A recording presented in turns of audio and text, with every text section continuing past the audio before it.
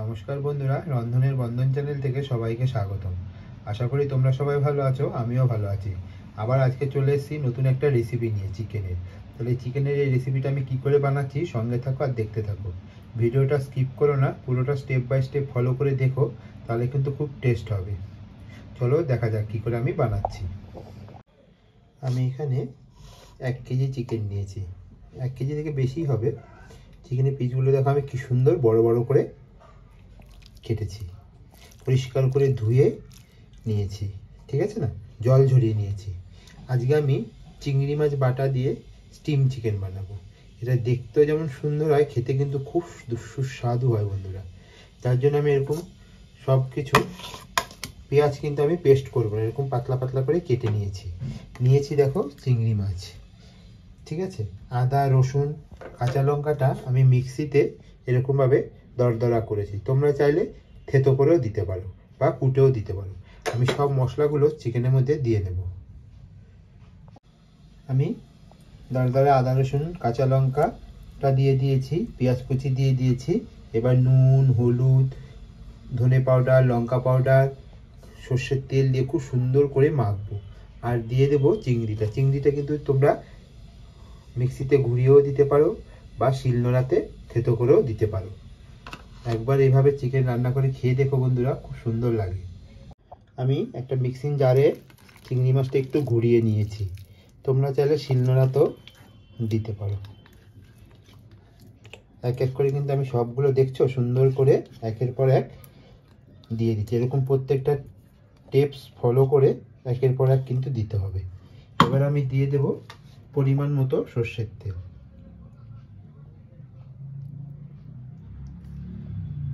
এটা আমি পতঞ্জলির সর্ষের তেল দিয়েছি।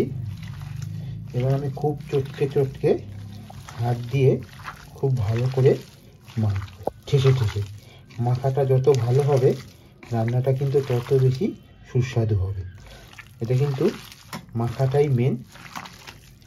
আমি এরকম হাতে ঠেসে মেখে 1 ঘন্টার মতো রেখে দেবো। তাহলে কী হবে, মাংসর ভিতরে নুন মশলাগুলো খুব সুন্দর করে ঢোকে। চিংড়ি মাছটা কিন্তু আমি দিয়েই খুব ঠেসে মাখবো।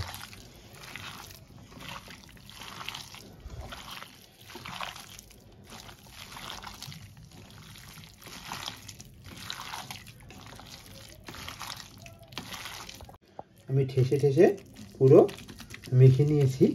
এবার আমি ঢাকা দিয়ে 1 থেকে 1 ঘন্টার মতোই রাখবো। তোমাদের হাতে যদি একটু বেশি টাইম থাকে তোমরা অনেকক্ষণ রাখতে পারো। আমি এবার বাকি কাজগুলো করতে থাকবো। আমি গ্যাসে একটা বড় কড়াই বসিয়ে দিয়েছি। কড়াইটা ভালো করে গরম করে সর্ষের তেল দিয়ে দেবো। আমি রান্নাটা কিন্তু পুরো সর্ষের তেলেই করব। কড়াই আমার ভালো করে গরম হয়ে গেছে। আমি এখানে ফরচুনের সর্ষের তেলটা ব্যবহার করছি। তেলটা কিন্তু খুব ভালো। আগে আমি চিকেনটা যখন মেখেছিলাম তখন পতঞ্জলির দিয়েছি। আমি 2 রকম সর্ষের তেল ব্যবহার করছি। পরিমাণ মতো দিয়ে নিয়েছি। তেলটা আমি ভালো করে গরম করে নেব। তেল থেকে দেখো ধোঁয়া উঠতে শুরু করেছে, তেলের কালারটাও চেঞ্জ হয়ে গেছে। এবার আমি মেখে রাখা চিকেনটা দিয়ে দেবো।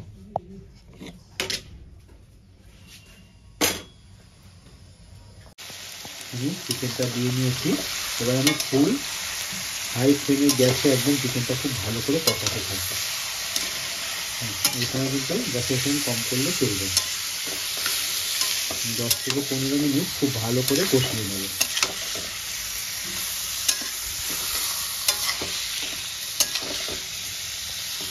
এইভাবে একবার চিকেন রান্না করে খেয়ে দেখো, চিকেনের সঙ্গে চিংড়ি মাছের একটা খুব সুন্দর গন্ধ বেরোচ্ছে।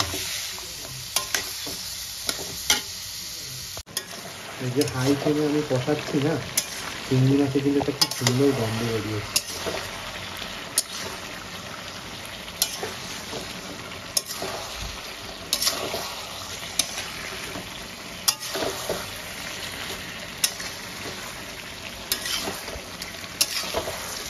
এভাবে হাই ফ্লেমে আমি কষিয়ে নেব। কি সুন্দর একটা গন্ধ বেরিয়েছে চিকেনের আর চিংড়ি মাছের।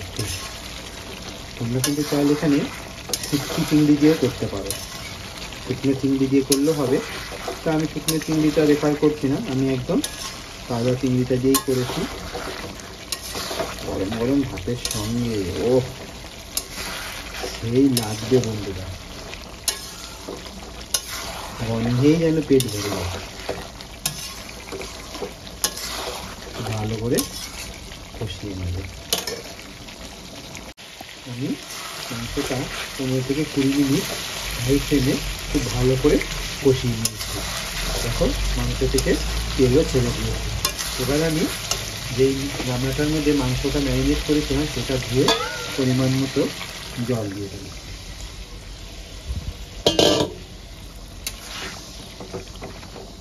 জল দিয়ে আমার আরেকটু লাগবে।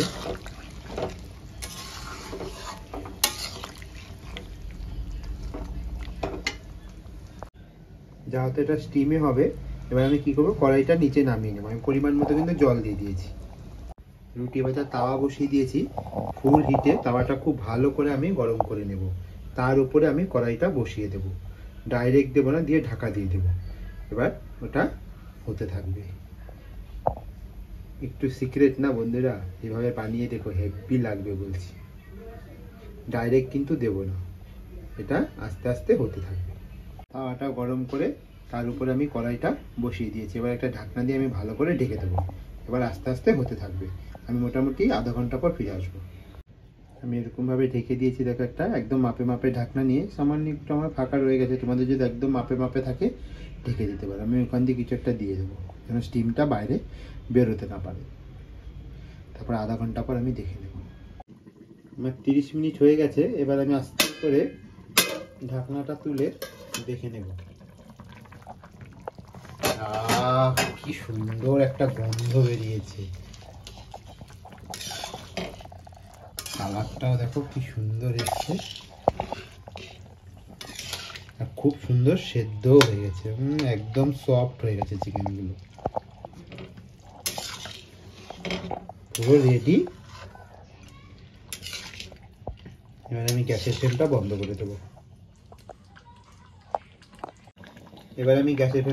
করে দেবো। আর একটা পাত্রে ঢেলে নেব।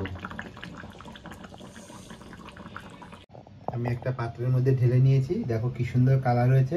তো বন্ধুরা, কেমন হয়েছে আজকে চিকেনের রেসিপিটা অবশ্যই কমেন্ট করে জানাতে ভুলো না।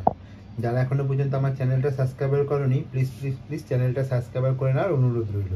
পাশে থাকা বেল আইকন বাটনটি প্রেস করে দিও, তাহলে খুব সুন্দর সুন্দর রান্নার নোটিফিকেশন সবার আগে তোমার মোবাইলে পৌঁছে যাবে। আশা করি আজকের রেসিপিটা তোমাদের খুবই ভালো লাগবে। যদি ভালো লেগে থাকে তাহলে অবশ্যই একবার বাড়িতে ট্রাই করো। এরকম সুন্দর সুন্দর রেসিপি দেখতে হলে অবশ্যই চ্যানেলটা সাবস্ক্রাইব করে নিতে হবে। যারা আমার চ্যানেলটা সাবস্ক্রাইব করে নিয়েছো তাদেরকে জানাই অসংখ্য ধন্যবাদ। তাহলে গরম গরম ভাতের সঙ্গে সার্ভ করব, আর দেখবো কেমন হয়েছে, তাই না রেসিপিটা। অবশ্যই কমেন্টে জানিও, একবার হলো বাড়িতে ট্রাই করো। আশা করি আজকের রেসিপিটা একটু চিকেনের একদম অন্যরকম বানানোর চেষ্টা করেছি, খুব ভালো লাগবে তোমাদের।